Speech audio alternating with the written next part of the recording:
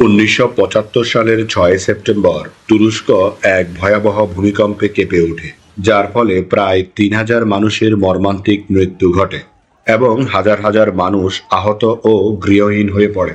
এই দুর্যোগ দেশটির ইতিহাসে অন্যতম প্রাণঘাতী প্রাকৃতিক দুর্যোগ হিসেবে আজও স্মরণীয়।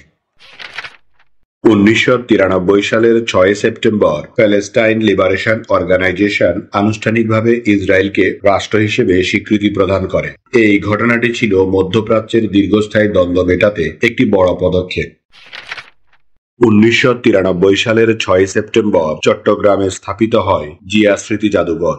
এই জাদুঘর বাংলাদেশের সাবেক রাষ্ট্রপতি ও বীর মুক্তিযোদ্ধা জিয়াউর রহমানের স্মৃতিকে সংরক্ষণ ও তার প্রতি শ্রদ্ধার স্মরণে প্রতিষ্ঠিত হয়। এই জাদুঘরটি জিয়াউর রহমানের জীবন, রাজনীতি ও মুক্তিযুদ্ধে তার অবদানের ইতিহাস তুলে ধরে।